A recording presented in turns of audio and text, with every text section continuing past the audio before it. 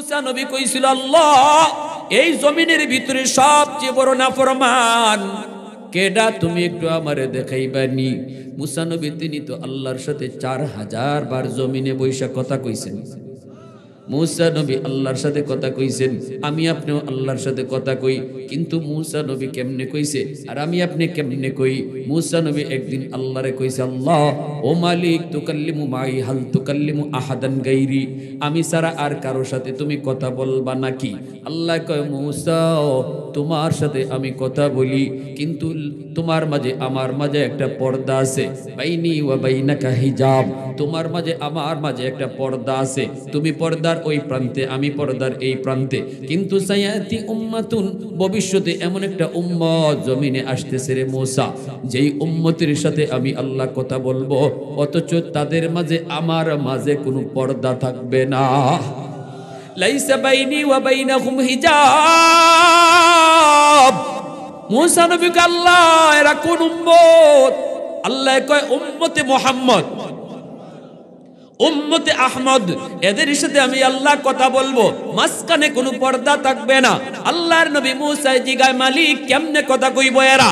আমি তো তুর পাহাড়ে আইসা কথা কই, এরা কোন পাহাড়ে গিয়া কথা কইব? আল্লাহ কই, না, কোনো পাহাড়ে না, এরা যখন নামাজে দাঁড়াইব তখনই আমার সাথে কথা কইব। মুসাল্লি ইউনাজি রব্বা, এজন্যই নবীজি কয় নামাজি নামাজে দাঁড়াইয়া কথা কয় কার সাথে? একটু জোরে কোন কার সাথে? মুসা নবী কয়, আল্লাহ নামাজি নামাজে তোমার সাথে কথা কয়, কিন্তু তুমি কেমনে কথা কও? আল্লাহ কয়, এরা যখন কোরআন তেলাওয়াত করব তখন আমি কথা কইমু। নামাজি আল্লাহর সাথে কথা কয়, আর কোরআন তেলাওয়াতকারীর সাথে আল্লাহ নিজে কথা কয়। আর একটু আওয়াজ দেখুন না, সুবহানাল্লাহ। বলুন তো আজকে মুসলমানের ঘরে কোরআন তেলাওয়াত আছে? মুসা নবী কয়, আল্লাহ এই জমিনে সবচেয়ে বড় নাফরমান কেডা, আমার একটু দেখাইবা? আল্লাহ কয়, দেখতে মন চায়? বলে হ, সব জমিনের মধ্যে এর চেয়ে বড় নাফরমান আর কেউ নাই, এই মানুষটার একটু দেখতাম। আল্লাহ কয়, যাও 3 রাস্তার মোড়ে গিয়ে দাঁড়াও, দেখবা ওই দিক থেকে একটা লোক আসতেছে, এটাই হলো এই জমানার সবচেয়ে বড় নাফরমান। মুসা নবী 3 রাস্তার মোড়ে যেয়ে দাঁড়ালেন, দেখেন একটা লোক বাচ্চা কোলে নিয়ে আসতেছে। মুসা নবী আল্লাহর কয়, আল্লাহ ইডুইনি। আল্লাহ কয়, ইডুই। মুসা নবী আর কথা বললেন না, শুধু চেহারাটা দেখলেন। এরপরে তিনি চলে আসলেন, দেখায় উদ্দেশ্য ছিল লোকটা কেডা, এর চেহারাটা একটু দেখি। বিকালবেলা মুসা নবী কয়, আল্লাহ নাফরমান তো দেখছি, কিন্তু এই জমানায় সবচেয়ে বড় ওলিকে, তার একটু দেখাইবা। আল্লাহ কয়, যেখানে সকালে দাঁড়াইছিল এখানে গিয়ে দাঁড়াও, দেখবা ওই দিক থেকে একটা লোক আসতেছে, এই হলো এই জমানার সবচেয়ে বড় ওলি। মুসা নবী ওই জায়গায় যে দাঁড়ালেন, যে দেখেন আল্লাহু আকবার, সকালবেলা যেই মানুষটা এই দিক দিয়ে গেল, বিকালবেলা যেই লোকটা ওই দিক দিয়ে আসতেছে একই লোক। আল্লাহু আকবার। সকালে যে গেছে দুনিয়ার সবচেয়ে বড় নাফরমান হইয়া, বিকালবেলায় সে দুনিয়ার সবচেয়ে বড় ওলি হইয়া ফিরতেছে। মুসা নবী সিজদায় পড়ে আল্লাহর কয়, আল্লাহ বুঝি নাই, তোমার হিকমত বুঝি নাই গো আল্লাহ, একটু বুঝায় কও এত বড় নাফরমান জগতের ওলি হয় কেমনে?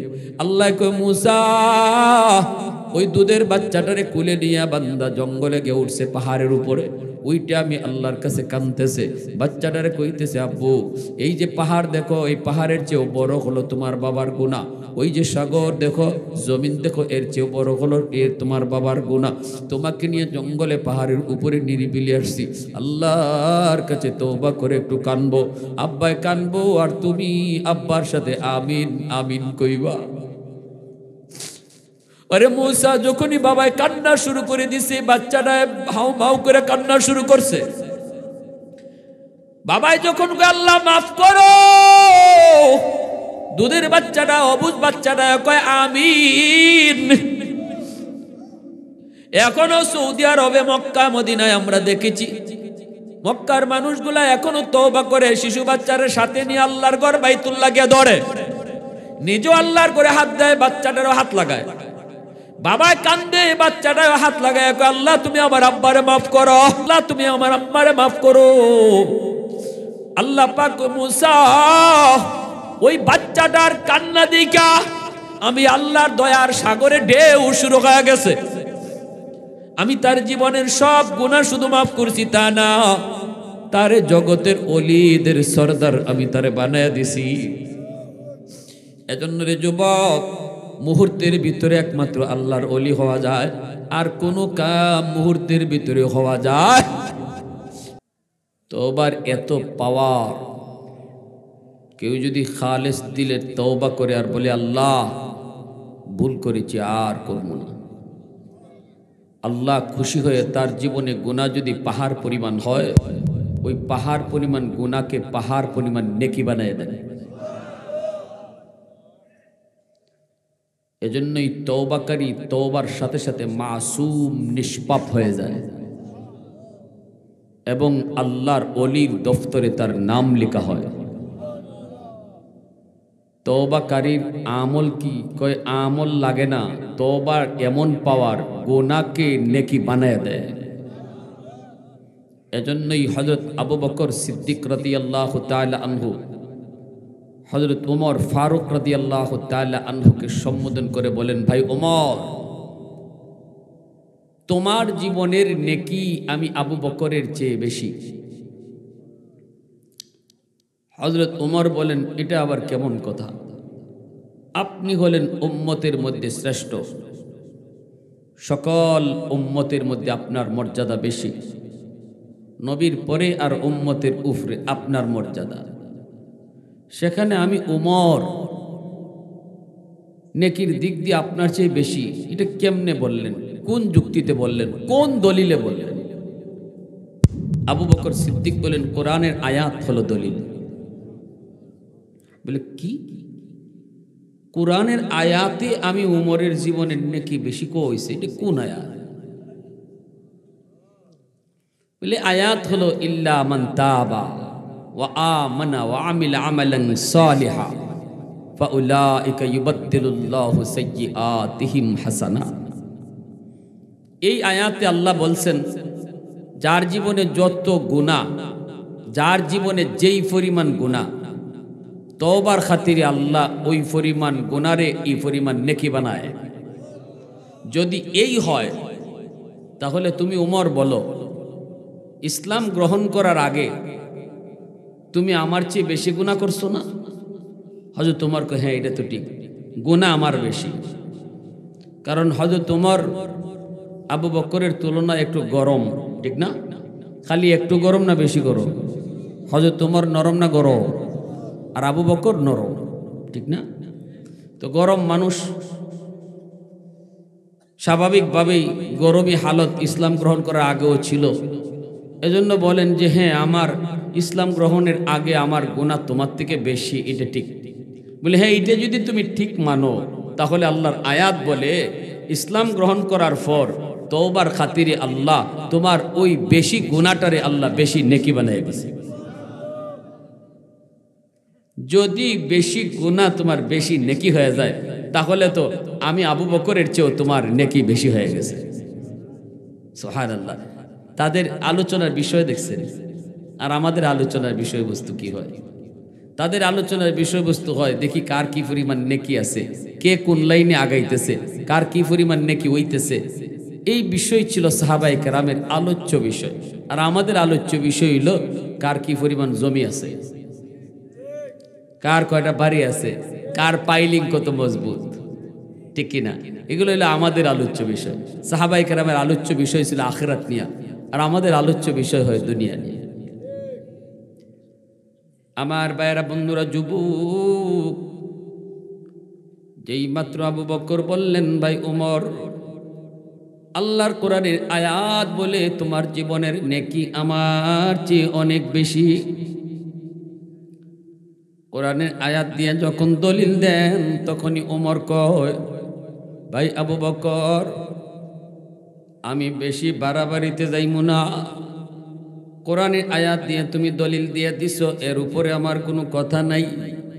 আমি আর কোনো যুক্তিতে যাব না, আর কোনো তর্কেও যাব না। তবে যদি এমনই হয় তাহলে আসো আমরা দুজন জীবনের নেকি বদলা বদলি করি। কেন আমি বলবো না না, আমার জীবনের নেকি বেশি নয়, তোমার জীবনের নেকি বেশি। কেন আমি এমন বলবো? এই কথা আমি বলবো না। আসো জীবনের নেকি বদলা বদলি করি। আমি ওমর আমার জীবনের সব নেকি তোমাকে দিয়ে দেব। তুমি তোমার জীবনের সব নেকি লাগবে না, তোমার জীবনের সব নেকি লাগবে না রে ভাই আবু বকর, শুধু এক রাতের নেকি আমাকে দিবানি। সুবহানাল্লাহ। এক রাতের নেকি, শুধু এক রাতের নেকি যদি আমাকে দাও, আমি ওমর জীবনের সব নেকি তোমাকে দিয়ে দিব। সাথে সাথে সিদ্দিক বলতেছে, ভাই ওমর এটা কোন রাত, এটা কোন রাত? হযরত ওমর চোখের পানি জড়ায় কই, সেই রাতটা হলো আমার মায়ার নবীর সাথে হিজরতের রাত। যেই রাতে তুমি আমার মায়ার নবীকে নিয়ে হিজরত করেছো, আমার নবীর অপেক্ষায় তুমি দরজার পাশে দাঁড়ায়া থাকছো 40টা রাত। যেই রাতের জন্য অপেক্ষায় তুমি ঘুমাও নাই, 40 রাত তুমি বিছানায় পিঠ লাগাও নাই, কখন জানি আমার নবী দরজার পাশে এসে ডাক দিয়ে কই, আবু বকর দরজা খুলতে যদি দেরি হয় তাহলে আমার নবীর কষ্ট হবে, এজন্য বিছানায় তুমি পিঠ লাগাও নাই, দরজার পাশে এক টিপে দাঁড়ায়া থাকছো।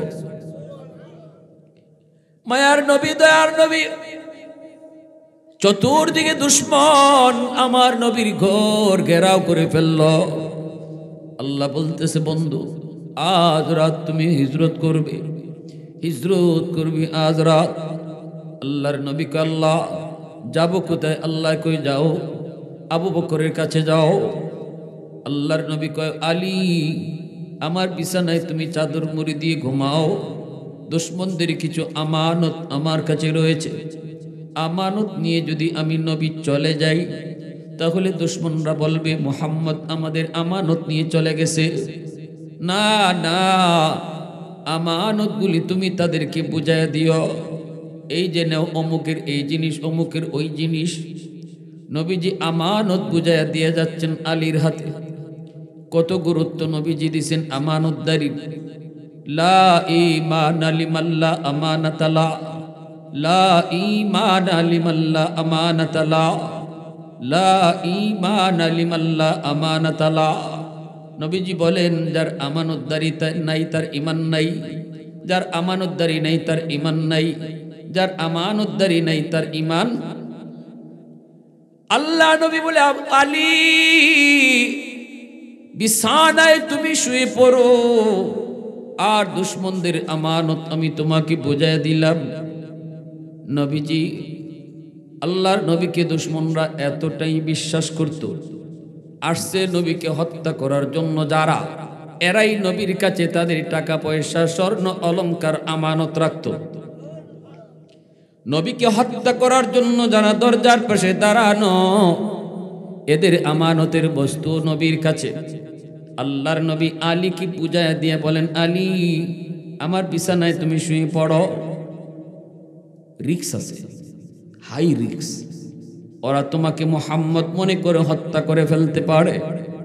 এবার তুমি নিজের মনকে বুঝাও, এবার তুমি বলো তুমি এই প্রস্তাবে রাজি নি? আলী বলেন, ইয়া রাসূলুল্লাহ, যদি ওরা আমাকে মুহাম্মাদুর রাসূলুল্লাহ মনে করে হত্যা করে ফেলে, শহীদ করে ফেলে, তবু আমার কোনো আপত্তি নাই, আমি চাদরের নিচেই ঘুমাবো। একটু জোরে কন্যা সুবহানাল্লাহ, আর একটু জোরে কোন সুবহানাল্লাহ। আল্লাহর নবীর আমানত হযরত আলীর কাছে বুঝাইয়া নবীজি বের হয়ে যাবেন। নবীজি বলতেছেন, আল্লাহ কেমনে বের হব? দুশ্মন তো ঘরের চতুর্দিকে ঘেরাও, কেমনে বের হই? বের হলেই তো ওরা দেখে ফেলবে। আল্লাহ বলে, বন্ধু ও বন্ধু, হাতের মধ্যে এক মুষ্টি বালি নেও, দুশ্মনের দিকে সূরা ইয়াসিনের আয়াত পড়ে ফু দাও। নবীকে আল্লাহ ফু তো দিব, সামনের দিকে যদি ধুলা নিক্ষেপ করি পিছনের দুশ্মন তো বেঁচে যায়, পিছনে মারলে সামনের দুশ্মন তো বেঁচে যায়। আল্লাহ বলে, বন্ধু ধুলা নিক্ষেপ করা তোমার কাম, আর সবগুলি দুশ্মনের চোখ অন্ধ বানায় দেওয়া আমি আল্লাহর কাম। দ্বীনের নবী, মায়ার নবী, আমার আপনার নবী যেই মাত্র সূরা ইয়াসিনের আয়াত পড়ে তিনি ফু দিলেন, সাথে সাথে আল্লাহ সবগুলি দুশমনকে আল্লাহ অন্ধ বানায়া দিলেন। সবাই চোখ কসলাইতেছে, আর আমার আপনার নবী তাদের পাশ দিয়ে চলে গেলেন, পাশ দিয়ে নবী চলে গেলেন। ইবলিস ছিল এই জায়গায়, ইবলিসে কয় মুহাম্মদ চলে গেল, তো তোরা তো দেখলি না, তোদের পাশ দিয়েই তো মুহাম্মদ চলে যাচ্ছে, কই কই যায় কই যায়। সবগুলি দুশমন চোখ কসলায়, এই মুহূর্তে মায়ার নবী তাদের পাশ দিয়েই চলে গেলেন। ওগো মালিক, তোমার হাবিব আমানত বুঝায় গেল আলীর হাতে, কিন্তু তুমি তোমার আমানত কই পাঠাইতেছো? আল্লাহ যেন কয় আমি আমার আমানত আবু বকরের কাছে পাঠাইতেছি। দ্বীনের নবী, মায়ার নবী, রহমতের নবী সিদ্দিক আকবরের দরজার সামনে এসে দাঁড়ালেন। নবীজি দাঁড়ায় আস্তে করে নক করলেন আবু বকর, সাথে সাথে সিদ্দিক দরজা খুলে দিলেন। আল্লাহর নবীকে আবু বকর এত আস্তে করে ডাক দিলাম, এত আস্তে করে ডাক দিলাম, পিছনে দুশমন আমার পিছনে ধাওয়া করে। আবু জাহেল ঘোষণা দিছে, মুহাম্মদকে যে ধরতে পারবা 100 উট পুরস্কার। সবগুলি দুশমন পিছনে পিছনে ঘুরে আমি নবী আস্তে করে একটা টোকা দিলাম। আস্তে করে আবু বকর বললাম, কেমনে তুমি দরজা খুলেছ? তুমি কি ঘুমাও নাই? এত গভীর রাত, তাম দুনিয়া ঘুমায় আছে, মানুষজন ঘুমে, পাকপাখালি ঘুমে, আবু বকর কেমন করে দরজা খুলেছ? সাথে সাথে সিদ্দিক চুকির পানি ঝরায় কয়, নবী গো, 40 দিন আগে বলেছিলেন আবু বকর যে কোনো এক রাতে তোমাকে নিয়ে আমি নবী হিজরত করব, সতর্কতাই ক মনে পড়েনি গো নবী? আজ থেকে 40 দিন আগে। আল্লাহ রসুল কয়, হ। সিদ্দিক বলে, সেই দিন থেকে কোন রাত আমি বিছানায় পিঠ লাগাই না, দরজার পাশে দাঁড়ায় দাঁড়ায় অপেক্ষা করি কখন জানি আমার নবী, মায়ার নবী দরজার পাশে এসে ডাক দেয়। সেই ডাকের অপেক্ষায় আমি দাঁড়ায় দাঁড়ায় সারা রাত কাটায় দিই। হযরত ওমর বলতেছে, কান্দে আর কই ওমর, ওমর কান্দে আর কই আবু বকর, ওই একটা রাতের নেকি, ওই একটা রাতের নেকি শুধু আমি ওমরকে দিবানি, আমি ওমর জীবনের সব নেকি তোমারে দিয়া দিমু। আমার মায়ার নবীকে নিয়ে রওনা দিয়েছ, নবীকে নিয়ে তুমি গারে সুরে আত্মগোপন করবা। ওই তো সেই পাহাড়, এত উঁচু পাহাড়, পাহাড়ের উঁচুতে সেই গার, সেই গুহা হলো পাহাড়ের উঁচুতে। আমার নবীকে নিয়ে তুমি পাহাড়ের নিচে অবস্থান করেছ। নবীকে বলেছ, নবী গো, পাহাড় বেয়ে বেয়ে সেই গুহায় পৌঁছতে আপনার বড় কষ্ট হবে, আপনি আমার পিঠে উঠেন। আমার রহমতের নবীকে নিজের পিঠে উঠাইয়া তুমি নিজে পাহাড় বায়া বায়া সেই গুহায় গিয়ে পৌঁছ। সেই গুহার কিনারায় যেও তুমি নবীকে আগে ঢুকতে দাও নাই, দাও নাই। আল্লাহ নবীকে গুহার মুখে দাঁড় করায়া তুমি বলছো, নবী গো আপনি এখানে দাঁড়ান, আমি গুহাটা একটু পরীক্ষা করে আসি। এই গুহার ভিতরে কোনো জীব জানোয়ার আছে কিনা, হিংস্র কোনো পশু পাখি আছে কিনা। যদি ক্ষতি হয় আমি আবু বকরের ক্ষতি হোক, আমার যদি ক্ষতি হয় উম্মতের তেমন ক্ষতি হবে না। কিন্তু নবী গো আপনি যদি আগে ঢুকেন, আপনার যদি কোনো ক্ষতি হয় গোটা উম্মত হালাক হয়ে যাবে। আমার নবীরে তুমি গুহার মুখে দাঁড় করায়া নিজে যে আগে ঢুকছো, নিজে যে আগে ঢুকছো, সবগুলি গর্তের মুখ নিজের পাগড়ি চিরা চিরা সবগুলি গর্তের মুখ তুমি বন্ধ করেছো। একটা গর্তের মুখ বন্ধ করার মতো কাপড় ছিল না, নিজের পা দিয়ে সেই গর্তটা আটকায় রাখছো। এরপরে আমার নবীরে ডাক দিছো, ইয়া রাসূলুল্লাহ আপনি ভিতরে আসেন। নবীর ভিতরে তুমি ঢুকাইছো। এরপরে আল্লাহর নবীরে তুমি বলছো, নবী গো বিশ্রাম নেন, কষ্ট হয়েছে একটু আরাম করেন। আমার নবীকে নিজের উরাতে ঘুম পাড়ায় দিছো, অথচ ঘুমের প্রয়োজনটা তোমার বেশি ছিল। এ ভাই আবু বকর, জীবনের নেকি লাগবে না, তোমার জীবনের নেকি লাগবে না, শুধু ওই এক রাতের নেকি আমি উমর কি দিবানি, আমি উমর জীবনের সব নেকি তোমারে দিয়া দিমু। আমার মায়ের নবীর নিজের উরাতে তুমি ঘুম পাড়াইছো, নবীজি তোমার উরাতে ঘুমায় রইছেন। এই অবস্থায় রহমতের নবী সরওয়ারে দু জাহান রাহমাতুল লিল আলামিন দুনু জাহানের বাদশাহ তোমার উরাতে ঘুমাইতেছে। নয়ন জুড়ে জুড়ে নবীর চেহারা দেখতেছো, নয়ন জুড়ে জুড়ে তুমি দেখতেছ। ওই অবস্থায় তোমার যেই পাটা দিয়ে গর্তের মুখ আটকাইছো, এই গর্তের ভিতরেই ছিল বিষাক্ত সাপ। এই সাপে তোমার কামড় দিল, বিষের যন্ত্রণা, বিষাক্ত সাপের বিষ। এই যন্ত্রণা যে কামড় খাইছে সে বুঝে এত বিষাক্ত সাপের যন্ত্রণা হজম করেছো দাঁতে দাঁতে কামড় দিয়া, তবুও বডি নড়াচড়া করো নাই। কামড় দিয়া কিরিমিরি খায়া তুমি হজম করেছো, তবু বডি নড়াচড়া করো না, কারণ রহমতের নবী দু জাহানের বাদশাহ তোমার উরাতে ঘুমাইতেছে। যদি বডি নড়াচড়া করো আমার নবীর ঘুম ভেঙে যেতে পারে, এজন্য তুমি নড়াচড়া করো না। সাহাবায়ে কেরাম রাদিয়াল্লাহু তাআলা আনহুমের অন্তরে নবীজির প্রতি কি পরিমাণ ভালোবাসা ছিল। নিজের জীবন যায় যাক, তবুও নবীর একটু আরামে কষ্ট হোক সেটা সাহাবীরা বরদাস্ত করতেন না। তাবুক যুদ্ধ থেকে ফিরতেছেন আল্লাহর নবী হযরত আলী রাদিয়াল্লাহু তাআলা আনহুর সাথে। নবীজি বলতেছেন, আলী আমি একটু টায়ার্ড, একটু বিশ্রাম নিব, তোমার উরাতে একটু ঘুমাই। আলী বলেন, ইয়া রাসূলুল্লাহ ঘুমান। নবীজি হযরত আলীর উরাতে মাথা রেখে একটু বিশ্রাম নিছেন, চোখ লেগে গেছে। অথচ আলীর আসরের নামাজটা পড়া হয় নাই। আলী ভাবতেছেন, আল্লাহ নবী উঠলে পরে আমি নামাজটা পড়লাম না, এখন তো দেখা যায় নবীজির চোখ লেগে গেছে, এখন কি করি। হযরত আলী পেরেশান, হায়রে এখন কি নবীরে ডাক দিমু নাকি সূর্য ডুবে যাবে, আমার নামাজ কাজা হয়ে যাবে। আলীর মন বলতেছে, সাবধান আলী, সূর্য ডুবে যায় ডুবে যাক, নামাজ কাজা হয়ে যায় হয়ে যাক, তবু রহমতের নবীর ঘুম ভাঙ্গাবি না। সূর্য ডুবে গেল, নবীজির ঘুম ভাঙছে। আল্লাহ নবী দেখেন আলীর চেহারাটা বিবর্ণ। নবী জিজ্ঞেস করেন, আলী সমস্যা?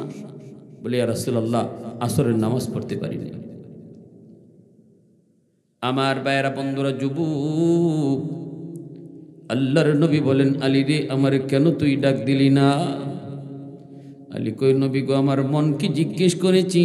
মন কয় না রে আলী, সূর্য ডুবে যায় ডুবে যাও, যেই নবীর উসিলায় তুই নামাজ পাইলি ওই নবীর ঘুম ভাঙ্গায়া নামাজের দরকার নাই। ওগো নবীজি, না না, আপনার ঘুম ভাঙ্গালে কষ্ট হবে, এজন্য আমার মন রাজি হয় নাই। সূর্য ডুবে গেছে ডুবে গেছে, সূর্য ডুবে গেছে, কাজা হয়ে গেছে। আল্লাহর নবী রহমতের নবী মায়ার নবী আলীর চেহারার দিকে তাকায় দেখেন বড় পেরেশান। হবেই তো। নবী বলছেন, মাল ইমান ইয়া রাসূলুল্লাহ, ইযা সাররাতকা হাসানাতুকা ওয়া ইযা সাআতকা সাইয়্যাতুকা ফাআনতা মুমিন। আল্লাহর নবী বলেন, উম্মতের দল ইমান আছে কি নাই তুমি কেমনে বুঝবা? যদি কোনো গুনাহ হয়ে যায় তাহলে তোমার অন্তরে পেরেশানি লাগবে, বুঝবা তোমার অন্তরে ইমান আছে। আর যদি গুনাহ হওয়ার পরেও তোমার অন্তরে পেরেশানি না লাগে, বুঝবা ইমান নাই। কাজা হয়ে গেছে নামাজ, ফজরের নামাজ পড়তে পারো নাই, ঘুমের সাগরে বিভোর, জাগতে পারো নাই। অসুবিধা নাই, হইতে পারে এমন, কিন্তু ঘুম ভাঙ্গার পর যদি তোমার অন্তরে পেরেশানি লাগে তাহলে নবী কয় বুঝবা ইমান আছে। আর যদি তোমার অন্তরে কোনো পেরেশানি না লাগে, আগের মতোই তুমি যেই সেই বিন্দু পরিমাণ গুনাহ হইলেও তোমার অন্তরে পেরেশানি না লাগে, রাসূল কয় ইমানের স্কেল বলে তোমার ইমান নাই, স্কেল বলে ইমান নাই। আলী রাদিয়াল্লাহু তাআলা আনহুর পেরেশানি লাগলো, লাগবেই তো লাগবেই তো, ইনি তো নামাজের পাগল। আলী তো কেমন নামাজের পাগল, আলীর পায়ের মধ্যে তীর বিদ্ধ হয়েছে, এই তীর তো খোলা যায় না। আল্লাহ বলতেছে বন্ধু আলীর তীর এমনে খুলতে পারবা না, আলীরে কও নামাজে দাঁড়াইতো, নামাজে দাঁড়াইলে পরে আলী দিন দুনিয়ার খবর থাকে না। তীর যদি খুলতে হয় আলীকে বলো নামাজে দাঁড়াইতো, আলী নামাজে দাঁড়ান, টান্না গুস্ত সিরা তীর বের করে ফেলা হয়, অথচ আলীর খবর নাই।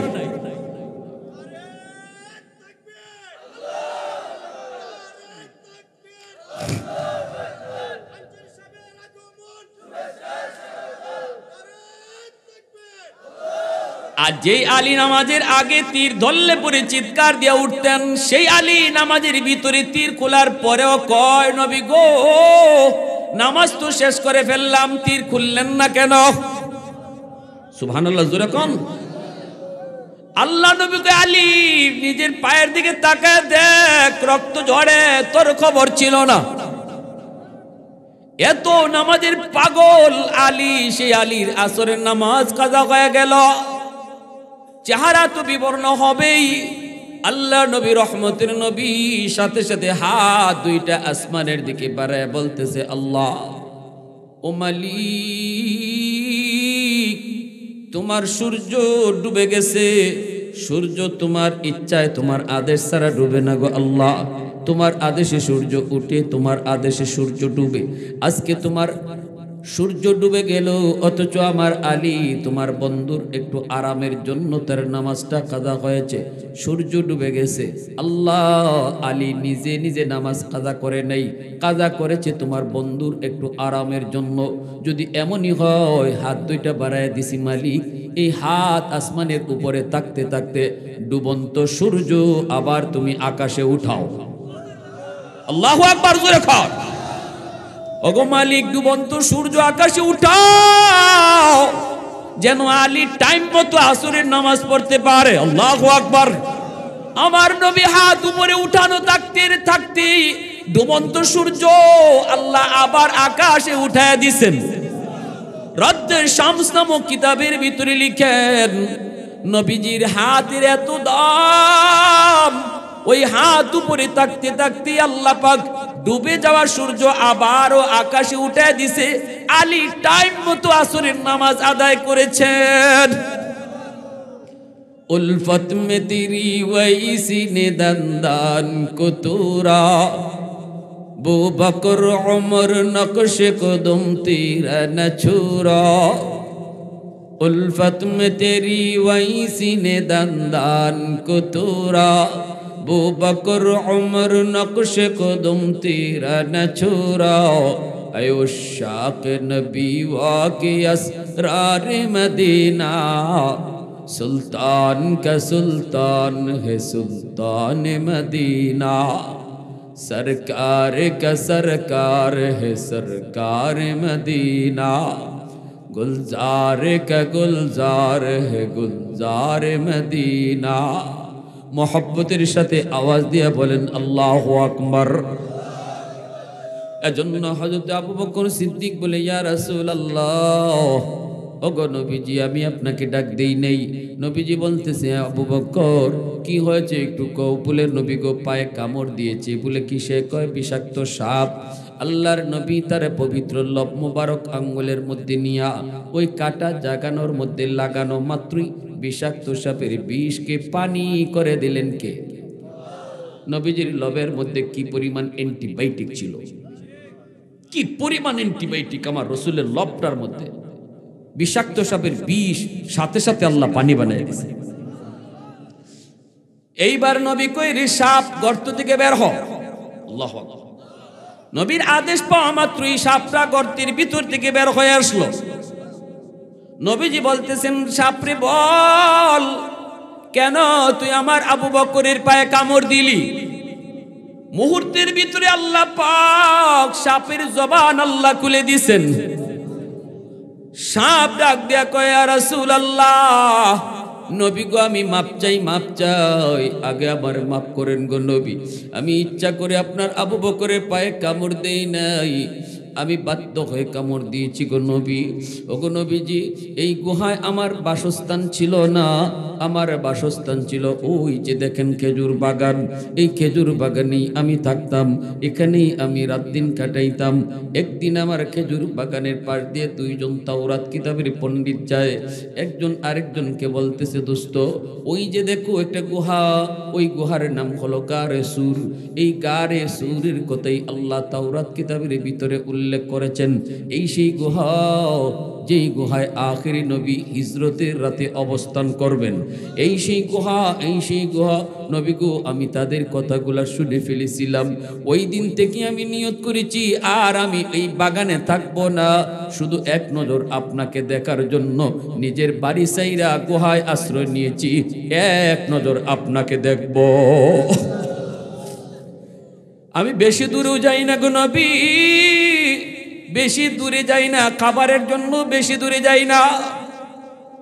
অল্প কিছু জায়গার ভিতরে যা পাই তা খাইয়াই দ্রুত চলে আসি, কখন জানি আপনি আবার চলে যান।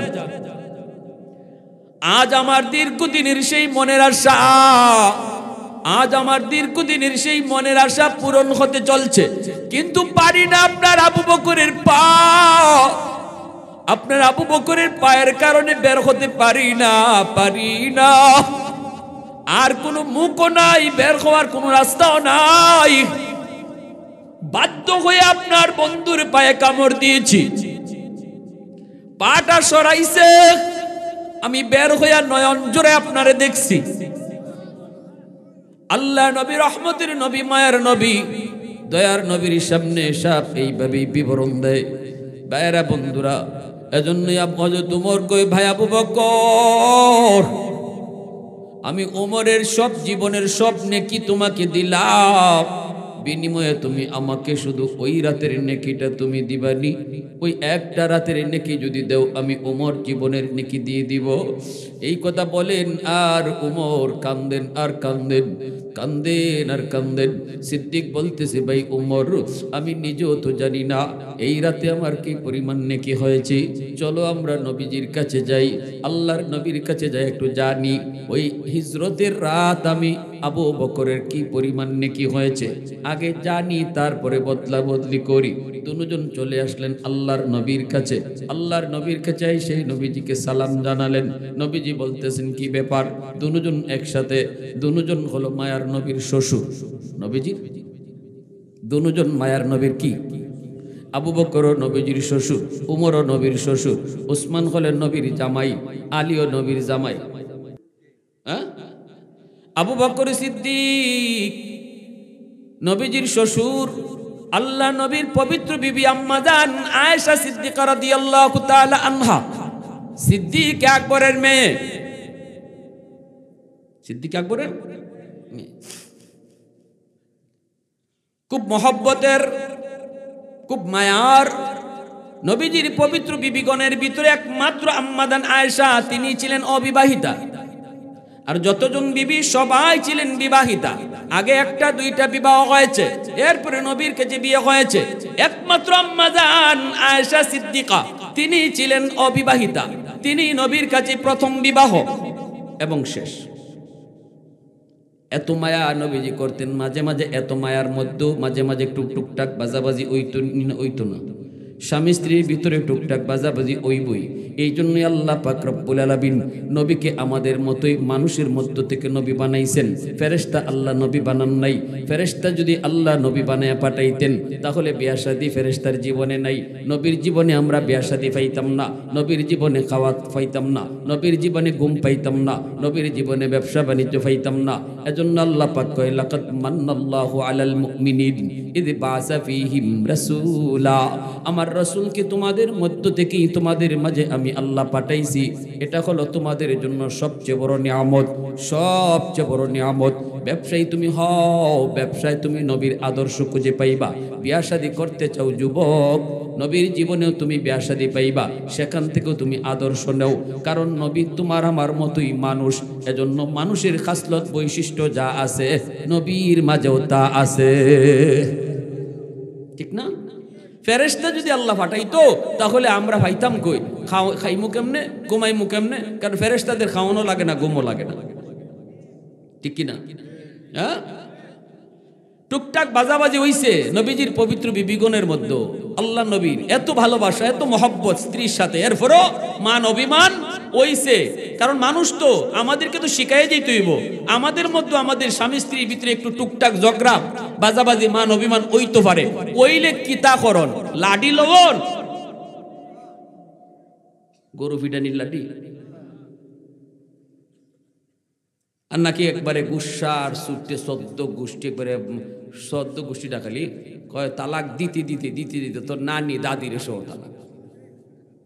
এমন আসেনি না নাই? দিতে দিতে এরপরে কয় হুজুর আমার হুশ আসিল না, হুজুর কিতা যে কইছি মনে নাই। তালাক কিতা মানুষে আইসা আইসা দেয়, তালাক তো গুসার ছুটোই দেয়।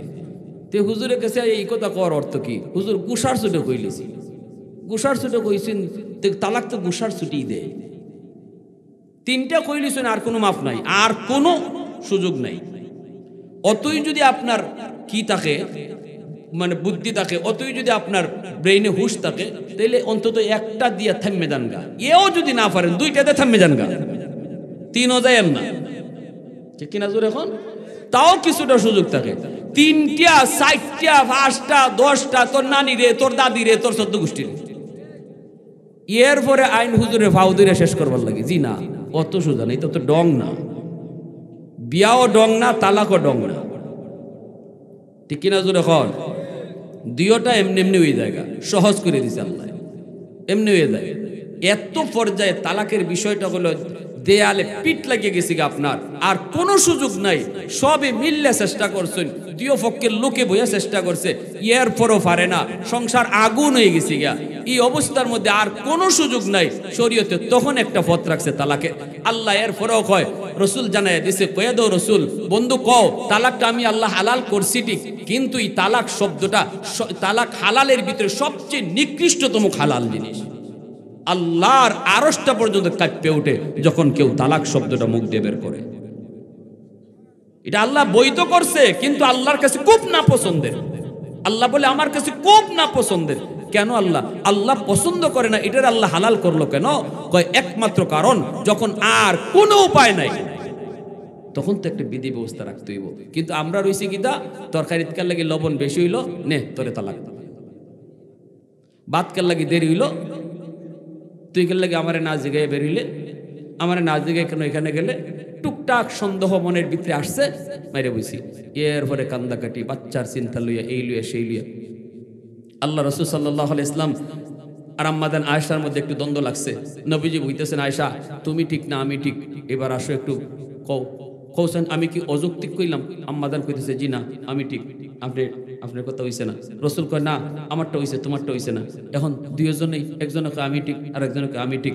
আল্লাহ রসুল কয়, এক কাম করো, বিচারকটা কি দেখি কেডা ঠিক। আম্মাজান বলতেছে, ঠিক আছে আপনি ডাকুন না। তা আল্লাহ রসুল বলতেছে, কারে ডাকতাম? আপনার যারে মনসা তারে ডাকুন। আল্লাহ রসুল কয়, তোমার আব্বারে ডাকি। বিচারক কারে? তিনি কে? আবু বকর সিদ্দিক রাদিয়াল্লাহু তাআলা আনহু। রসুল কয়, তোমার আব্বারই ডাকি। তখন আম্মাজান খুশি, কয় ঠিক আছে আব্বারে ডাকুন।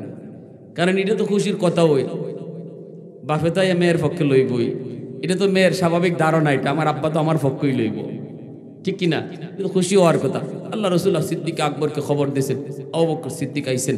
নবীজি বলতেছেন, আবু বকর একটা বিচার, আমরা দুইজনের মাঝে একটা সমস্যা হয়েছে, রায় দিবা তুমি। সিদ্দিক আকবর তো এমনিতেই মাথা গরম হয়ে গেছি, কয় কিতা আমার জি রসুলের সাথে লাগাই দিছে, আর কয় আবার বিচার আমি করতাম।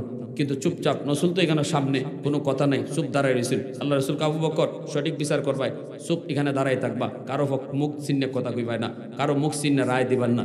বিচারকের 1 নম্বর দায়িত্ব হইল অপরাধীর পরিচয় শুধু অপরাধী হিসাবে চিনবে, কোনো বিচারক অপরাধীর মুখ চিহ্নে কথা কইব না, ঠিক কিনা? এ কোন গোষ্ঠীর লোক, এ কার ভাই, এ কার ফুলা, এ কোন নেতা, এ কোন ফেতা, এগুলা কোনো বিচারকে এগুলা ধরবো না, এগুলা খেয়াল রাখতে পারবে না, এগুলা মাথায় রাখলে বিচারক হতেই পারে না। কিয়ামতের ময়দানে আল্লাহর আদালতে কেঞ্চি দিয়া, জাহান্নামের কেঞ্চি দিয়া আল্লাহ জিহ্বা কাটবো। সাধারণ মানুষের বিচার হবে একবার, বিচারকদের বিচার হবে 2 বার। সমাজে যারা বিচার আচার করছো, আসো আমি আল্লাহর সামনে দাঁড়াও। একটা অতিরিক্ত মেধাদ ইসলাম, আমি আল্লাহ তোমাকে বিচার করার যোগ্যতা সবার ছিল না, আমি আল্লাহ তোমাকে এই নিয়ামতটা দিছিলাম, কোন পথে কাটাইছো এই নিয়ামত, কোন পথে ব্যয় করছো, হিসাব দাও, কেমনে রায়টা দিছিল একটু বুঝাই যাও আমি আল্লাহ রে। দুনিয়ার মানুষে বুঝ দিয়ে লাইতে পারবা, কারণ মেম্বার তোমার পক্ষে, চেয়ারম্যান তোমার পক্ষে, এমপিও তোমার পকেটে, তুমি যা কইবা তা, কিন্তু আল্লাহর আদালতে বিচার আরেকবার করতে হইব, ঠিক কিনা? আর যদি সঠিক বিচার করেন, অপরাধীর পরিচয় একটাই, সে অপরাধী, চোরের পরিচয় সে চোর, ডাকাতের পরিচয় সে ডাকাত, এটাই তার পরিচয়, আর কোনো পরিচয় তার নাই। এই মাইন্ড নিয়ে যদি বিচার করো, কিয়ামতের ময়দানে আল্লাহর নবী বলেছেন, তোমাকে আল্লাহ আরশের ছায়ার নিচে মেহমান বানায় রাখবে। সাবাতু ইউজিল্লুহুমুল্লাহু ফি জিল্লিহি ইয়াওমা লা জিল্লা ইল্লা জিল্লুহু ইমামুন আদিল। এক নম্বরে আল্লাহ কইছেন সমাজের ন্যায় বিচারক, কাজী বলো, সরকার বলো, যারা সঠিক বিচার করত, তাদেরকে আল্লাহ হাসরের মাঠে আরশের ছায়ার নিচে মেহমান বানাবে।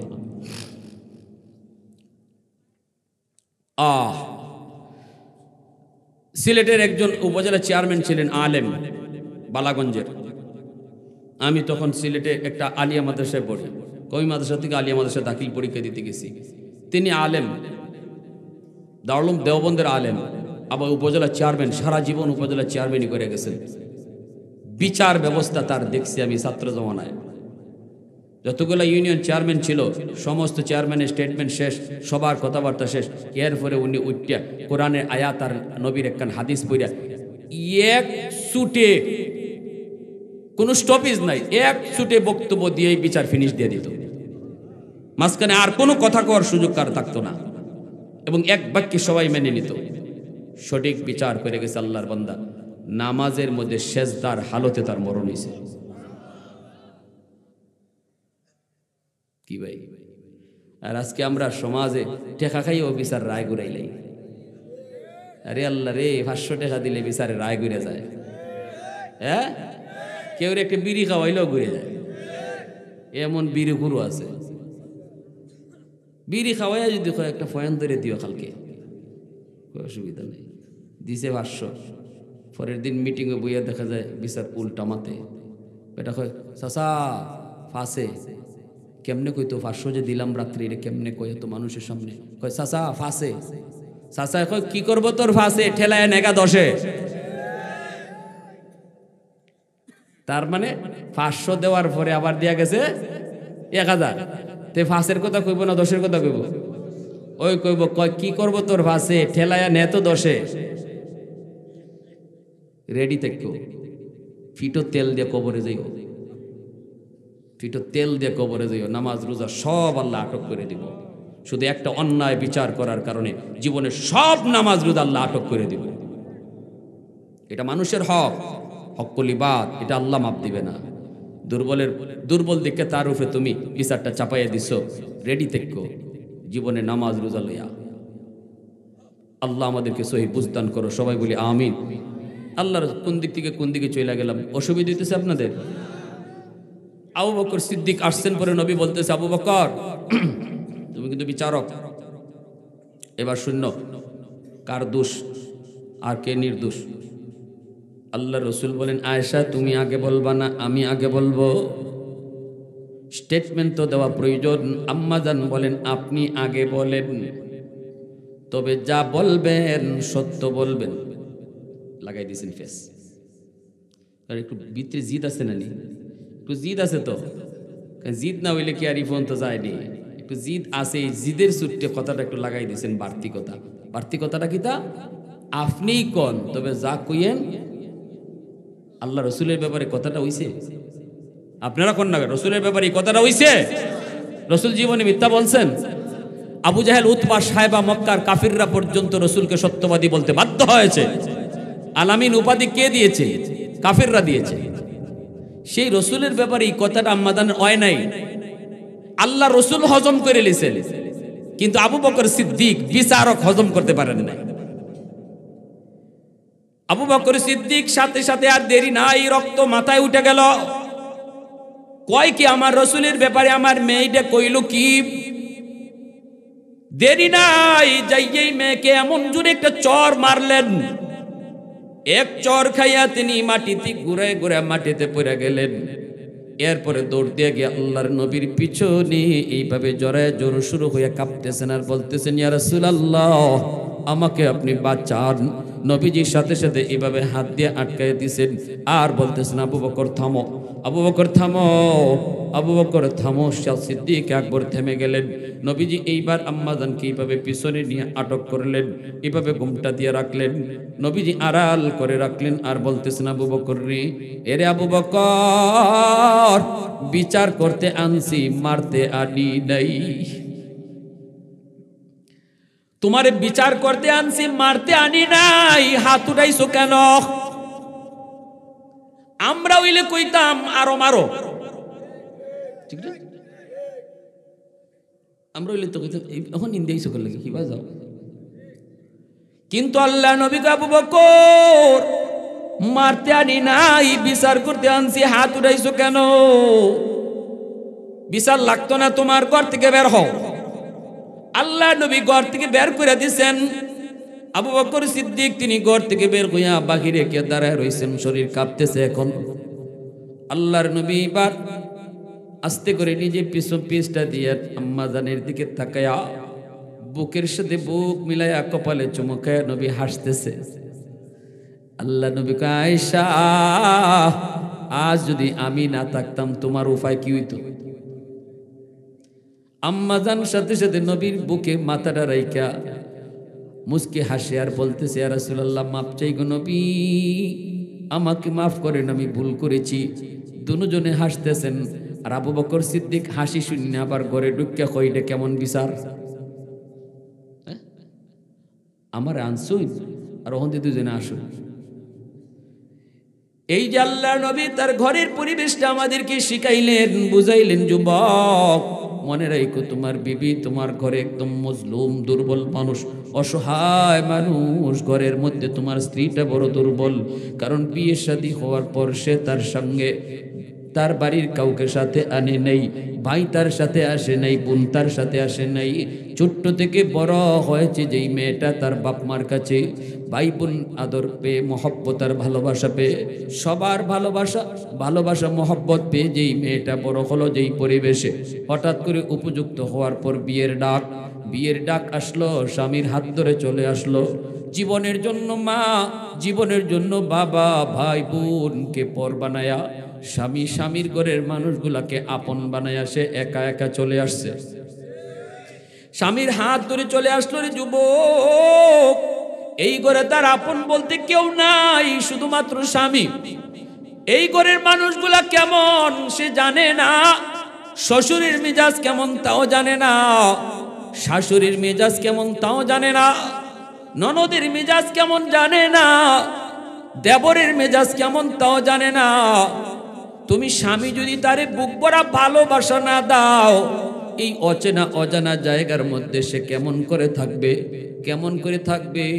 কারণ এই পরিবেশে তো সে বড় হয় নাই, বড় হয়েছে যেই পরিবেশে, ওই পরিবেশটাকে জীবনের জন্য পর বানায়া দিছে। তুমি স্বামী যদি তারে বুক ভরা ভালোবাসা না দাও, মানসিকভাবে যদি টর্চারিং করো, শারীরিকভাবে যদি টর্চারিং করো, আল্লাহর বান্দি কারো কাছে এই অভিযোগ দিবে না, বিচার কারো কাছে দিবে না, কারণ এখানে কেউ তার নিজের লোক না, সবাই হলো তোমার লোক। এজন্য ফোন কইরাও মাঝে মাঝে মারকে জানায় না, বাবাকে জানায় না, কারণ বাবাকে জানাইলে বাবায় কষ্ট পাবে, মাকে জানাইলে মায় কষ্ট পাবে। না না, এত নির্যাতন, মানসিক টর্চার সবকিছু নিজে নিজে হজম করে নে। পাকের ঘরে যায় চোখের পানি ফালায়, বাথরুমের ভিতরে যায় চোখের পানি ফালায়, তবু বাবাকে কয় না, মারে কয় না। ওই চোখের পানির ফুটাটা এত গরম, এত গরম, আল্লাহর জমিন বরদাস্ত করে না, আল্লাহর জমিন বরদাস্ত করে না। নবী কয় প্রতিটা পানির ফুটা আল্লাহর আদালতের ফাইলে গিয়া মামলা হইয়া জমা হয়। সালাসাতুন দাওয়াতুম মুস্তাজাবাতুন লা শাক্কা ফীহ দাওয়াতুল মাজলুম। নবী কই তিন ব্যক্তির দোয়া বদদোয়া আল্লাহর দরবারে সরাসরি কবুল। এর ভিতরে এক ব্যক্তি হলো মজলুম, দুর্বলের দোয়া বদদোয়া। ঘরের ভিতরে তোমার স্ত্রী হলো তোমার কাছে সবচেয়ে দুর্বল, এই করে স্ত্রী হলো সবচেয়ে দুর্বল। এজন্য সাবধান, নবী কয় ইত্তাকি দাওয়াতাল মাজলুম ফাইন্নাহু লাইসা বাইনাহা ওয়া বাইনাল্লাহি হিজাব। সাবধান, দুর্বল মানুষের আহাজারি থেকে নিজেরে বাঁচাইও। এর যুবক, এজন্য বলি বুক ভরা ভালোবাসা দিও বিবিটারে, মহব্বত কইরো, ভালোবাসো, কারণ সে অসহায়, তোমার ঘরে সে দুর্বল। সে যদি অন্তর থেকে দোয়া করে, তোমার ভালোবাসা মহব্বত পায়া, নবী কয় তার দোয়াটাও আল্লাহর দরবারে সরাসরি কবুল। ভাইরা আমার, এই আবু বকর সিদ্দিক রাদিয়াল্লাহু তাআলা আনহু, আল্লাহর নবী হযরত ওমর সহ দুজন নবীর দরবারে হাজির হয়ে সালাম জানান। আল্লাহর নবী কয় কি ব্যাপার? অসময়ে দুজন কারণ কি? দুজন বলতেছে ইয়া রাসূলুল্লাহ, আমরা এসেছি একটা জটিল সমস্যা নিয়া। নবী কয় কোন সমস্যা একটু কও। কয় সমস্যা হলো আমরা দুজন জীবনের নেকি বদলা বদলি করতে চাই, কিন্তু নবী গো, ওগো নবী, উমর তো এমন এক কথা কইছে আমি নিজেও বুঝতেছি না এটা কেমন কথা। নবী কই বলো কোন কথা? কই উমর বলতেছে তার জীবনের সব নেকি আমাকে দিয়ে দিবে, বিনিময়ে আমার জীবনের সব নেকি চায় না, উমর শুধু এক রাতের নেকি চায়। ওগো নবীজি, আমি নিজেও জানি না ওই রাতে কি পরিমাণ নেকি আমার হইছে, আগে তো জানতে হবে, তারপরে তো বদলা বদলি। আল্লাহ নবী বলতেছি এটা কোন রাত? সিদ্দিক বলে সেই রাতটা হলো আপনার সাথে হিজরতের রাত। মায়ার নবী, দয়ার নবী, রহমতের নবীর চোখ দিয়ে টলটল করে পানি পড়ে। নবী বলতেছে আবু বকর, ওই রাতে তোমার কি পরিমাণ নেকি হয়েছে তুমি বুঝি জানতে চাও?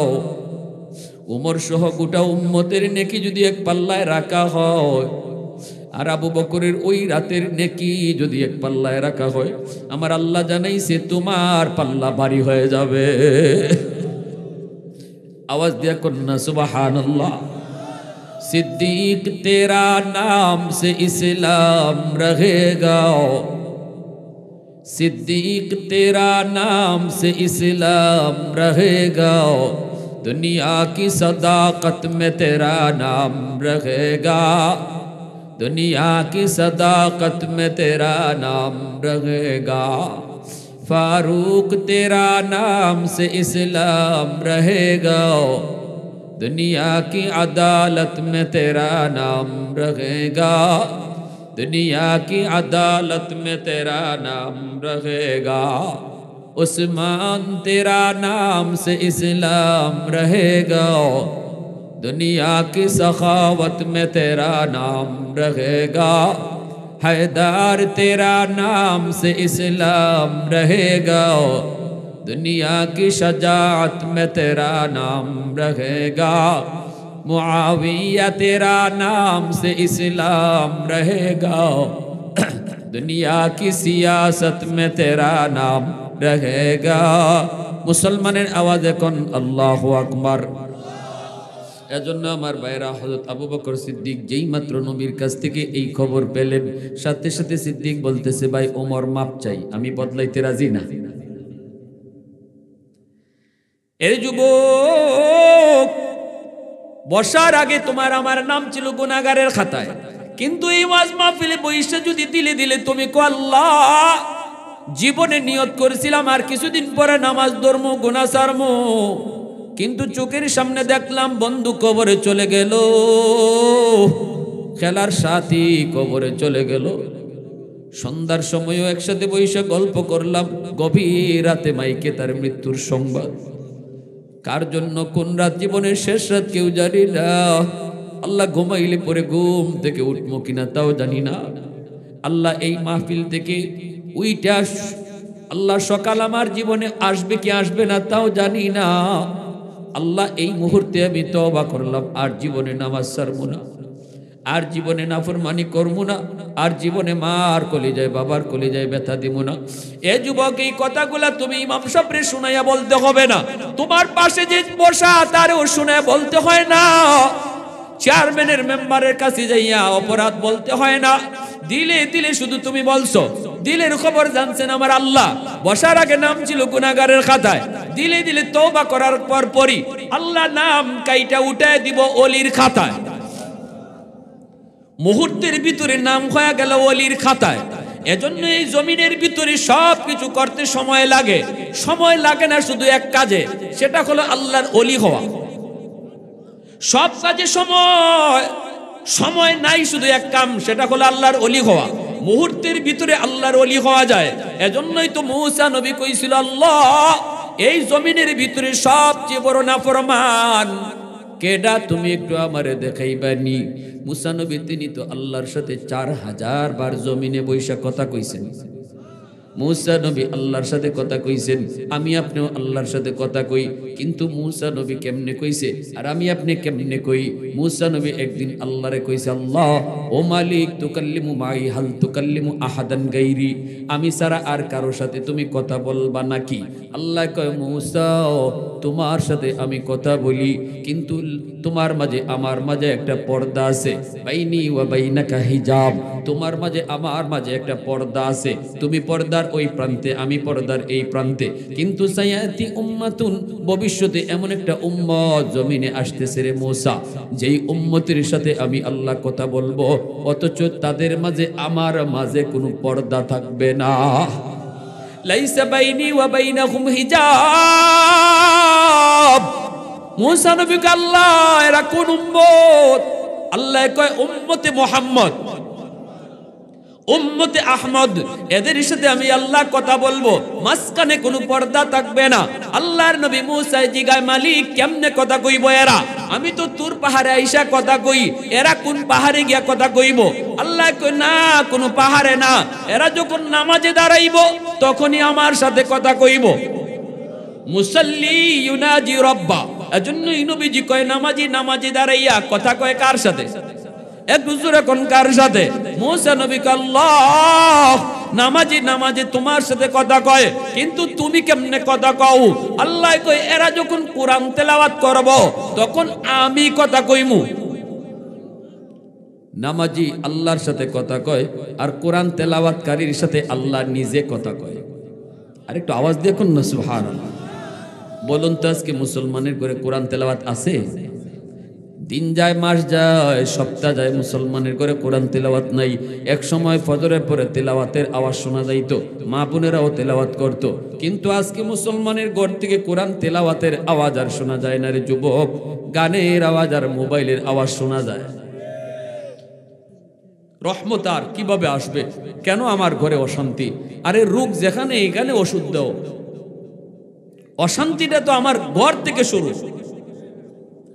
রোগ যেখানে, এখানে ওষুধ দাও। রোগ হইল আসমানে, চিকিৎসা চলছে জমিনে।